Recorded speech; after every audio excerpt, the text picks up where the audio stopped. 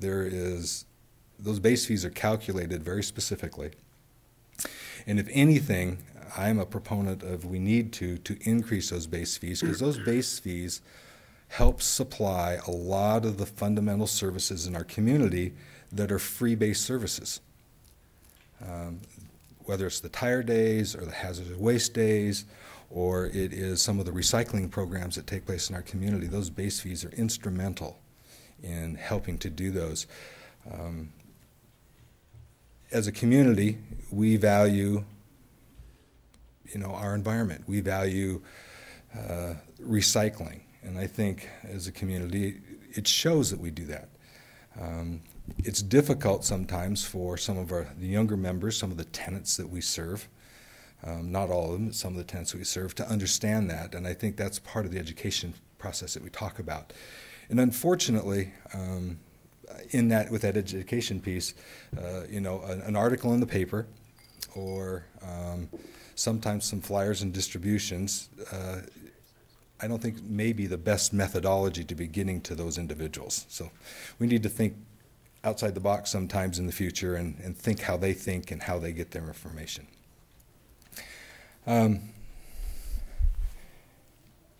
Tim, I don't know if you can pull that last slide up with the pricing schedule. I just wanted to point something out, and I don't want to make changes in the pricing. I firmly believe, having said on the rate commission, that we should go forward with the pricing schedule as recommended, and then take some time as city council members, as individuals in the community, or the members of the rate commission, to come back and revisit what we've done, look at the data, and then begin to connect the dots as to how we can modify it to best fit the system.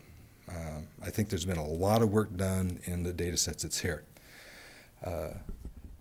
But I want to point one thing out, that if I have the, I was going to say privilege, but the opportunity to be back on that committee again, and we start looking at some of this information, and we're looking to minimize the amount of things that occur in our community, the amount of trash that's taken out of our community and shipped out versus what's recycled and compost.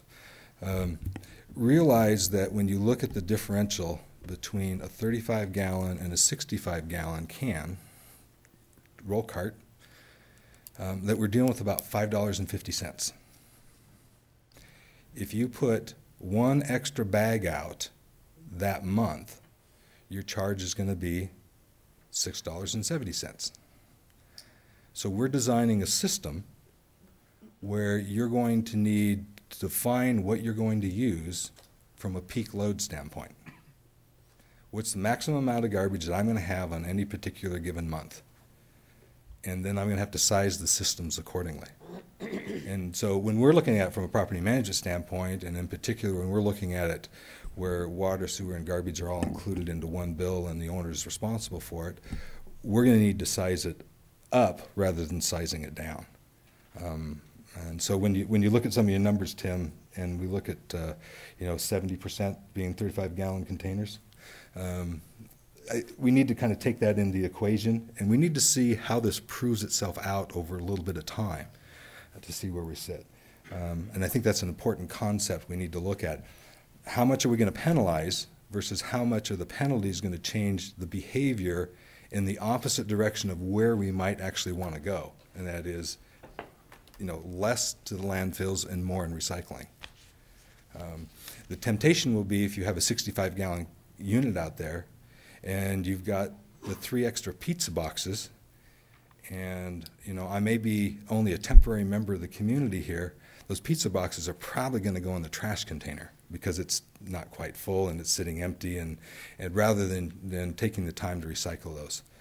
So when we look at behaviors, and I'm not suggesting we do that today, and I'm not suggesting we do it as part of what's here. I'm a believer we should take what's here and move forward, gather information, look at it fairly closely, and do another analysis, whether that's in 6 months or a year. I don't know the perfect timing on that. I will concur with Dawn. We're worried about this summer because we really don't know what it's going to mean in terms of the turnover that's going to take place. So Dan, you've clearly put a lot of thought into this, and it sounds like you have a lot of research there in your hand as well. So you can bet we're going to keep your phone number handy come time we revisit some of these fees again. Council members have any questions? Are you willing to field questions if they have them? Absolutely. Okay, Walter. A question for Dan. To go back to the beginning, so you are specifically suggesting that if we were to adopt what is before us tonight, that the on-demand carts not be offered in the multifamily areas of town? That's correct, for duplex or greater. Question for staff, if I may. Please, yeah. Gary or Randy, is that, well, I guess three people. Tim first, can that be done? Yes. And secondly, for Gary or Randy, can it be legally done? I can answer from a practical standpoint, and that is that it's a different classification. For instance, if you live in a place where the landlord puts out a mechanical container, you don't have the choice then to get can service.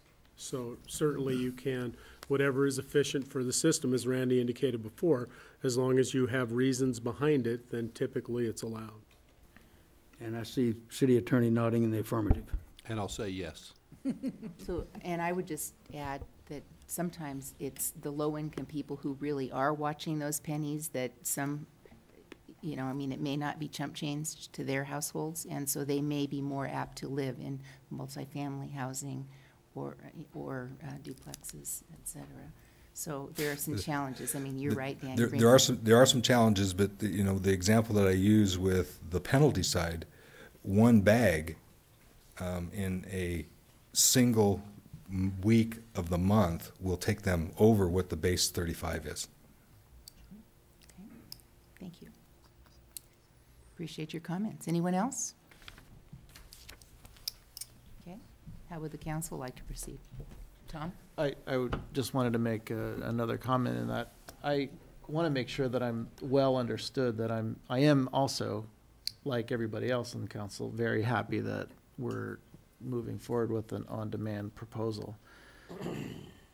The reason why I'm raising the issues about the rate issue is that I think we're more at, we're more likely to be subsidizing users of trash in the other direction. As Wayne pointed out, you know, he's concerned about one group of people subsidizing the trash pickup of another. And I think it's more likely that people that are generating less trash are, in this rate structure, subsidizing the people that are generating more trash. And that's my concern. And, you know, if we just move forward with the existing thing, you know, we have an opportunity in the future to look at it again. My preference would be that we adopt the on-demand structure or the on-demand system with an equal base rate across the board so that everybody's paying that. Because I think that the monitoring of usage, whether it's high or low, happens in the office downstairs regardless of whether or not somebody's picking up once a month, once a week, whatever it is. I mean, when I was riding along, you know, they were sending lots of, you know, pictures in, lots of comments about overage or underage or whatever. And I've had lots of people say, look, if I'm getting charged for overage, how come the city in its new Routeware software can't identify when I'm not putting a can out? So I know that's inconvenient. That's apparently inconvenient for the system. But the questions that we're getting on council is in the other direction. It's like, well, hey, you're noticing when I'm putting too much out. I want you to notice when I'm not putting as much out, and don't charge me for it. And that's where it becomes awkward for us. It's awkward for me. I don't know if it's awkward for anybody else, but it's awkward for me when we're charging a lot for something to be picked up that's not supposed to be picked up, and then we don't recognize it in the other direction.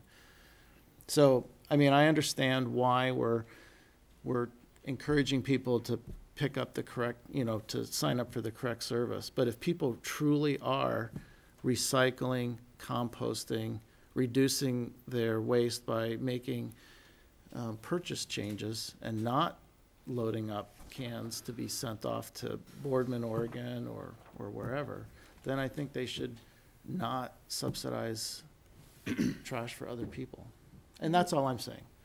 I think it's great that we're doing the on-demand thing. I'm in agreement with everybody else, but I think I'm in the minority in terms of how we start off the pricing. Okay, so that's not a motion.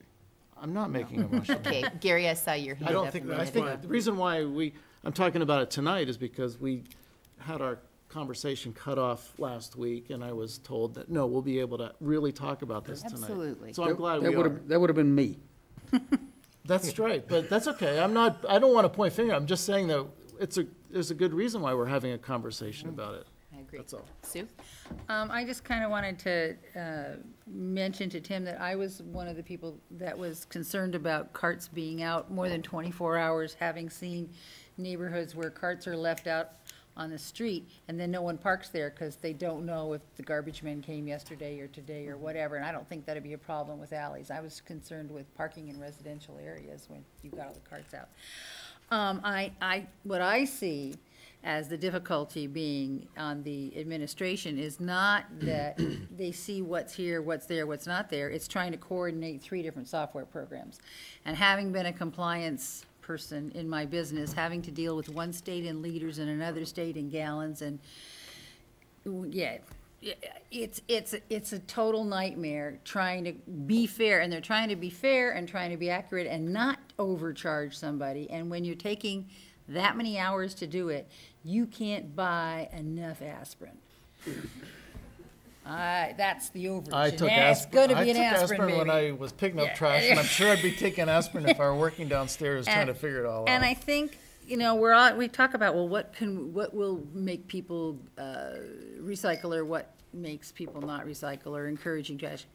I think what Tim's dealing with is an actual numbers, what's actually happening, not what people might do, not what we might have people do, not the wish list, but what's actually on the ground. And I think that's what we're dealing with right now. If you're talking about fairness, hey, commercial versus residential, in my commercial building, I pay more for everything because I'm a commercial building. Is that fair? Not necessarily. And as I said, I pay $80 a month for this dumpster that I don't fill, mechanical container that I don't fill. And I take everything to the recycling. I make multiple trips to the recycling. And it has, if they charge me $30 a month, I'd go around and find somebody else's recycling to take too. So I really think that people who'll do the right thing will do it anyway. And I'm agreeing with Wayne there. Wayne? Tom, I don't feel uncomfortable, as you have said that you do, because we're talking philosophical differences. We're not talking economic differences. If we were talking $50 a month, I'd be all fired up about that. We're talking pennies or a couple of dollars a month. And so we're really talking a philosophical difference, which I don't think is necessary at this particular point in time. I think we can bring this subject up as we go down the road the next 12 months and see where we're at. As far as an additional cost for the on-demand system, yes, there is a cost, because we've been told that staff is spending 2 hours a day processing these on-demand, or the tag system, as you will. So there is a cost to that, and that needs to be covered. So I am going to make a motion that we direct staff in an order to develop a modification and service proposal which includes the roll cart program, but that the on-demand system will not be available for multifamily housing. Second. Okay. And clarification of the definition of multifamily housing? Duplex or larger. Okay. Is that the understanding of the seconder as well? Okay. There's a motion and a second. Anybody? Yes, Tom? The only aspect of that I won't support is the multifamily distinction. I would support it if it were available for everybody. And vote no. Well, I will, but I was called on by the mayor, and I'm letting people know that that's why I'm gonna vote no. Okay. Sue? Multifamily would still have the option of doing one 35-gallon can once a week per month. It's not like they're being forced to subsidize a large mechanical container. I think this allows for the extra pizza boxes, and as we know, there's August, there's beginning semester, end of the semester, there's various times of the year. Now, it's not gonna fit a mattress, but, which I do see outside of mechanical containers, but I think I could live with,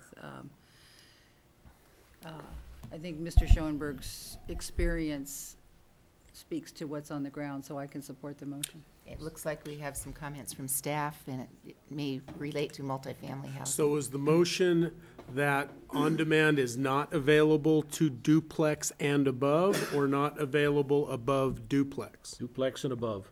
Okay, so single-family residents are the only places that on-demand will, under the motion, will be allowed. That's the motion. And that's the understanding of the seconder as well? Yes, ma'am. Yes, Bill? Not to muddy the waters, but there are a number of situations where duplexes have been condoed, and individual owners each own each half of that, that duplex structure. Those are townhouses.